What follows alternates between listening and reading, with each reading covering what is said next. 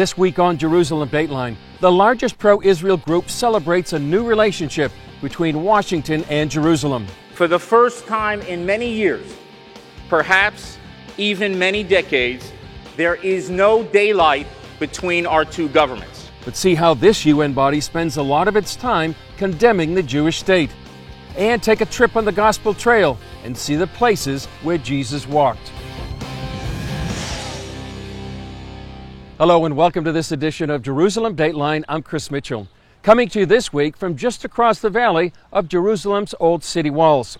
Well, about 6,000 miles away from here, nearly 20,000 pro-Israel supporters gathered at the annual American-Israel Public Affairs Committee meeting. Their goal? To strengthen the relationship between the United States and Israel. Here's CBN News' Amber Strong. They came in support of the Jewish state, to celebrate culture, discuss the latest in Israeli technology, but mostly they came to talk policy. Each year, 18,000 people descend upon AIPAC's policy conference. The unique event gives supporters of Israel a chance to get up close and personal with those politicians making decisions directly affecting U.S.-Israel relations.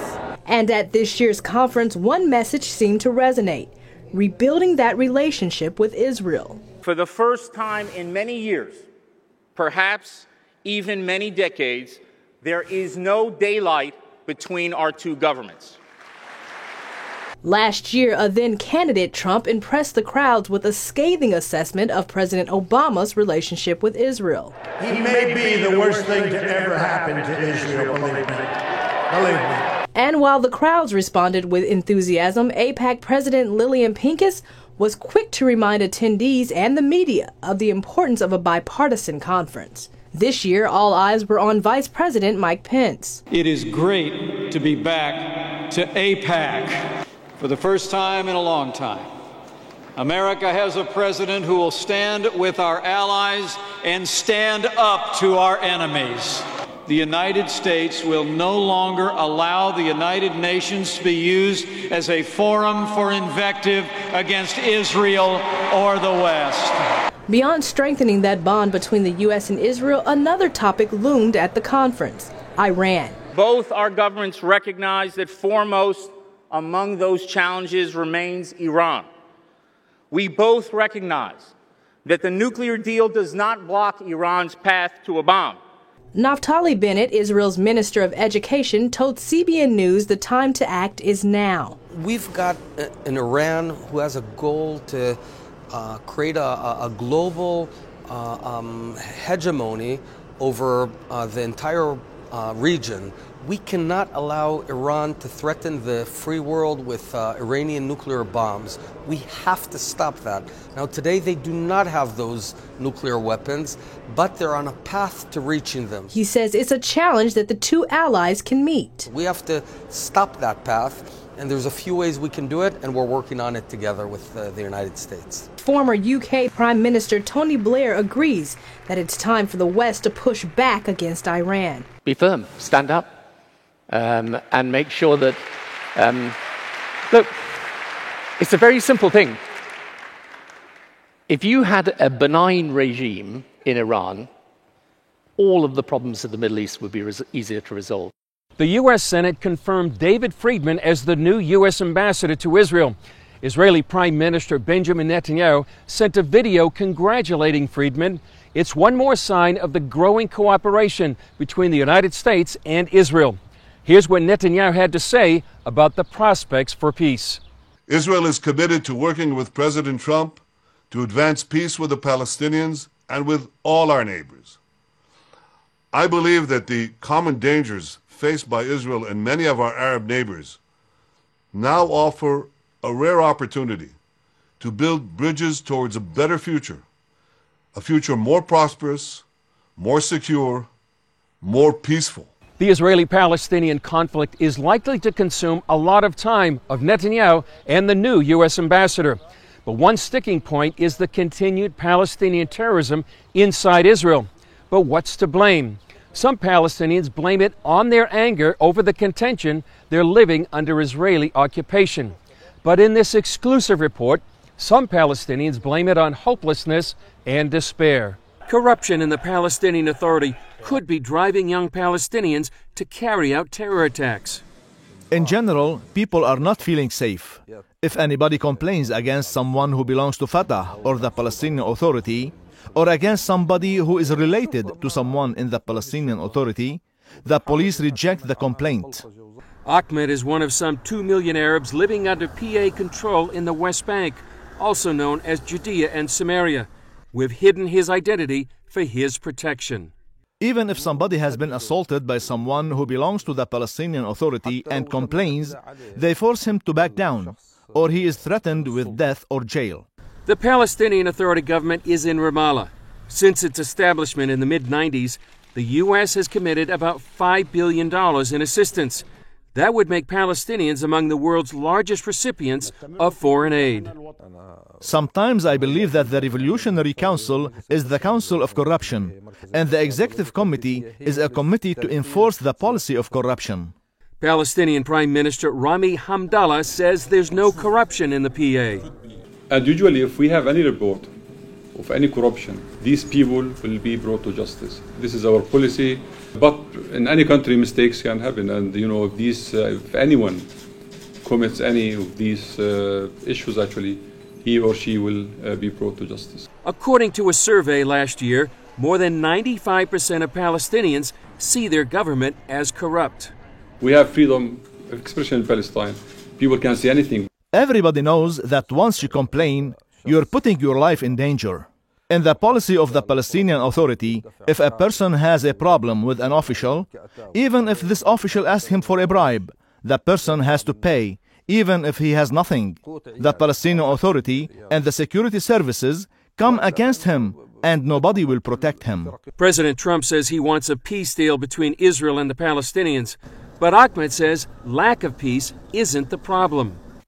I want the West and the United Nations to establish an inquiry delegation, an honest one, to inquire into all those crimes that are perpetrated against Palestinians by the Palestinian Authority. I am convinced that once justice will be served, hundreds of those guilty people will be put in prison. Ahmed wants the West and the United Nations to pressure the PA to become an honest government. Until then, he says, there will be no state and terrorism will continue. Coming up, find out about the UN group where the Jewish state doesn't seem to get a break.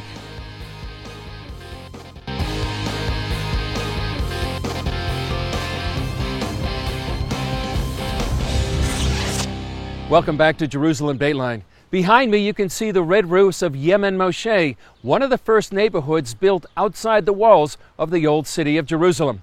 Well, the United Nations has a reputation for bashing the Jewish state. But the new U.S. ambassador to the UN, Nikki Haley, told AIPAC that the days of Israel bashing at the UN are over. There are a lot of threats to peace and security, but you're not going to take our #1 democratic friend in the Middle East and beat up on them. And I think what you're seeing is they're all backing up a little bit. The Israel bashing is not as loud. They didn't know exactly what I meant outside of giving the speech, so we showed them. So when they decided to try and put a Palestinian in one of the highest positions that had ever been given at the UN, we said no, and we had them booted out. So for anyone that says you can't get anything done at the UN, they need to know there's a new sheriff in town. Hillel Nua's UN Watch has been fighting the UN's bias against the Jewish state for years in the Geneva-based Human Rights Council. Here's a video including a stunning rebuke he delivered on Israel's behalf. Israel has used the worst kind of abuse, ethnic cleansing, and imposing a regime of apartheid. Israel continues to exercise apartheid in Palestine, which constitutes a crime against humanity, violence and terrorism that are being exercised against the Palestinian people. These violations include the building of apartheid walls to legitimize the theft of land and to Judaize Jerusalem. The separation wall is an example of the apartheid policy practiced by Israel. Israel's practices of discrimination as well as extremism. United Nations Watch, have the floor. Mr. President, let me begin by putting the following on the record. Everything we just heard from the world's worst abusers of human rights, of women's rights, of freedom of religion, of the press, of assembly, of speech, is absolutely false and indeed Orwellian. Today's report does not consider Israelis to be deserving of human rights, consistent with the approach of this Council, where today's notorious agenda item against Israel completely ignores their human rights. Now, over the weekend, President Abbas announced he was giving his highest medal to Rima Khalaf, who resigned from the Economic Commission of Western Asia, a Beirut-based UN agency of 18 Arab states, after Secretary General Guterres rightly instructed her to remove an absurd report which accused Israel of, quote, apartheid. Mr. President, why is Mr. Abbas celebrating a report written by the notorious Richard Falk after his own Palestinian mission here tried in 2010 to remove Mr. Falk on the basis that he was, quote, a partisan of Hamas, as we know from WikiLeaks? The accusation against Israel is absurd. Israel's 1.5 million Arabs. The delegation of Palestine has the floor. More than one statement goes beyond the mandate of this sitting, using unacceptable terms about Ms. Rima Khalaf, and so we would like this to be stopped. We have noted some terms which are humiliating vis-à-vis the Council, and we call for the respect of our traditions within the Human Rights Council. Thank you. We would support the viewpoints that have already been expressed by the State of Palestine as well as Egypt. Now, the previous speaker can continue. Thank you, Mr. President. Israel's 1.5 million Arabs, whatever challenges they face, enjoy full rights to vote and to be elected in the Knesset. They work as doctors and lawyers. They serve on the Supreme Court. Now, I'd like to ask the members of that commission that commissioned that report, the Arab states from which we just heard, Egypt, Iraq, and the others, how many Jews live in your countries? How many Jews lived in Egypt, Iraq, Jordan, Kuwait, Lebanon, Libya, Morocco? Once upon a time, the Middle East was full of Jews. Algeria had 140,000 Jews. Algeria, where are your Jews? Egypt used to have 75,000 Jews. Where are your Jews? Syria, you had tens of thousands of Jews. Where are your Jews? Iraq, you had over 135,000 Jews. Where are your Jews? Mr. President, where is the real apartheid? Why is there a UN commission on the Middle East that does not include Israel? From the 1960s and the 70s, they refused to include Israel. Where is the apartheid, Mr. President? Mr. President, why are we meeting today on an agenda item singling out only one state, the Jewish state, for targeting? Where is the apartheid, Mr. President?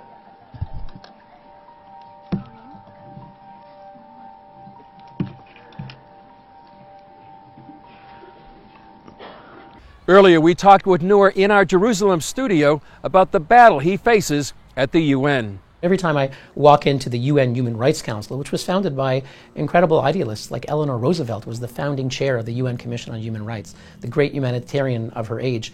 And to see today having members like China, Russia, Cuba, Pakistan, Venezuela, it's outrageous. So every time I walk in there, I remind myself that I am walking into an Orwellian institution where human rights have been turned upside down and that it's an alternate reality. And we go in there to try and speak truth to power, and that's why I'm the most hated man in Geneva. Can you describe what kind of treatment Israel gets in the United Nations? Israel gets a treatment that no other country gets. At every session of the Human Rights Council, for example, there's a day on Israel, just like there's a day on human rights situations around the world, and then there's one day just for Israel. It's a special agenda item only to criticize so-called Israeli violations. There's no agenda item for genocide that happened in Darfur and Sudan. There's no agenda item for Syria, where millions have been displaced, barrel bombs are being dropped on children, nor on North Korea, one of the most horrific places on the planet for human rights. Only Israel, the Jewish state, gets its own agenda item. And if you look at the number of resolutions, Israel is typically condemned in half the resolutions at the Human Rights Council. The expert on Israel looks only at Israeli violations, which are presumed in advance, and won't look at any Palestinian action. So if there's, God forbid, a suicide bombing in Israel, the expert will criticize Israel's response when it goes to try to find and arrest the terrorists, but it won't criticize a suicide bombing because that's a Palestinian action, which is not in his mandate to examine it. So it's really a very distinctive treatment that is designed to create a narrative as Israel as some sort of wicked human rights abuser. What is it like for you? It's not pleasant to be in an assembly where you know that many of the people in front of you in the room despise you for critiquing the UN when they do things that are against their own principles, for taking on tyrannies that have seats of power and influence there. It's not pleasant, but we get support around the world, and we know that we're doing the right thing, and we're going to continue speaking out. Up next, is Christian persecution in the Arab world new? We'll take a look when we come back.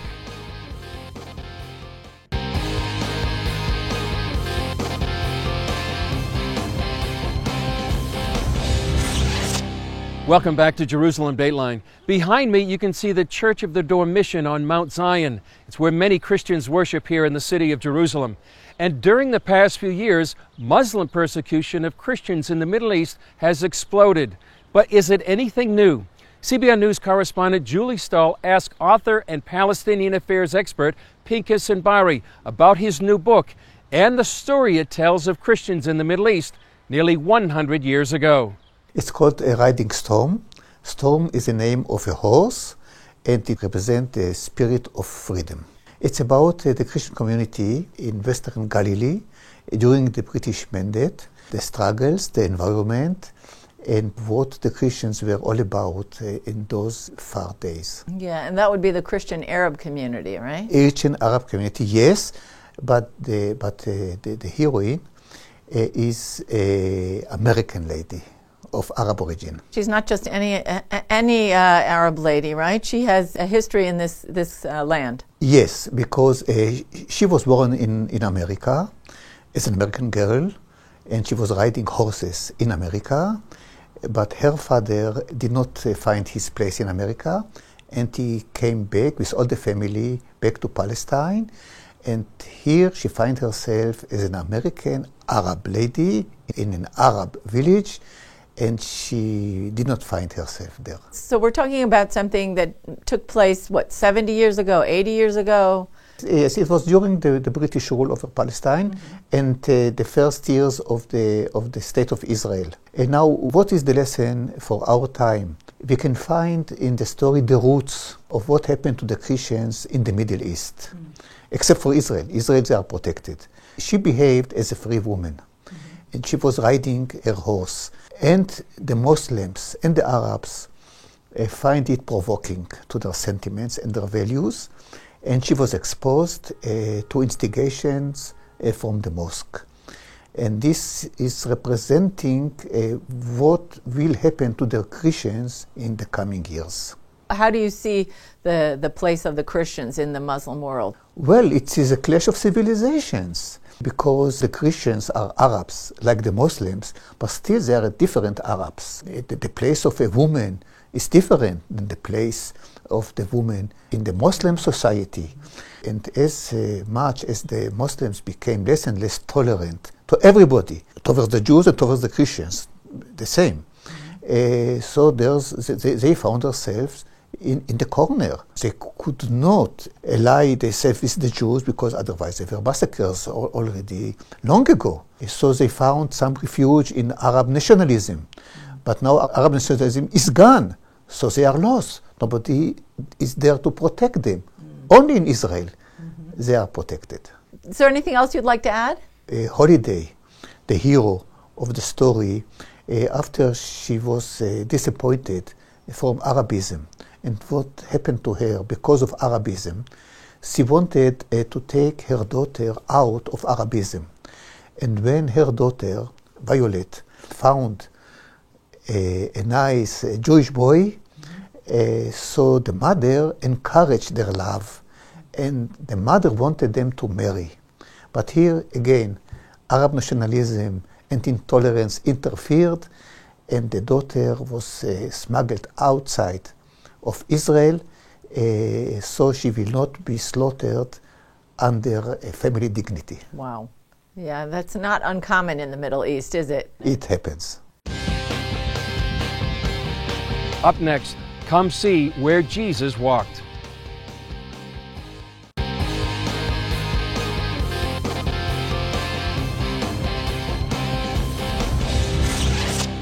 Welcome back to Jerusalem Dateline.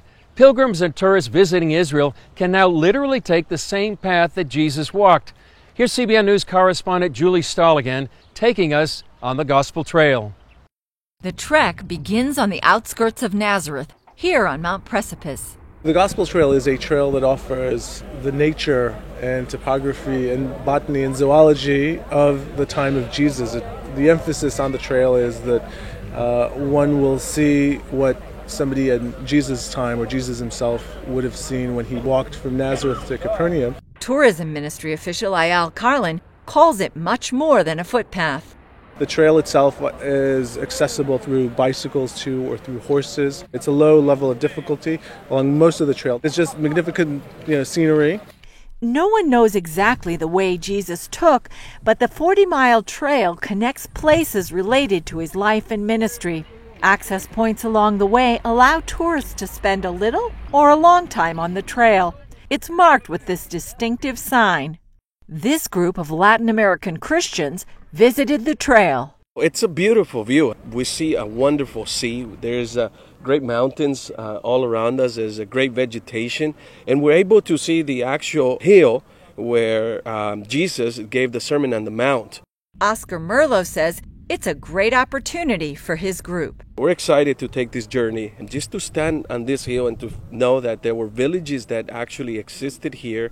It's richness of history and culture and of our faith as well, to know that Jesus maybe stood there where you're standing at. The trail ends here at Capernaum, where the Bible says Jesus made his home by the Sea of Galilee. It's just a great trail, and I think also Israelis will appreciate it, and also people who will come and enjoy it from motivation of faith or just a motivation of seeing beautiful sights. And while it may be the end of the trail, it's not the end of the trip. You might not be able to walk on the water, but you can take a boat ride and sail off into the sunset on the Sea of Galilee. Julie Stahl, CBN News, Capernaum, Israel. The scenery in the Galilee is beautiful, and it's a wonderful experience to be in the same place where Jesus was when he walked here on the earth. Well, that's it for this edition. Remember, you can follow us on our social media, whether it's Facebook, Twitter, Instagram, or even YouTube. And please share us with your friends. I'm Chris Mitchell. We'll see you next time on Jerusalem Dateline.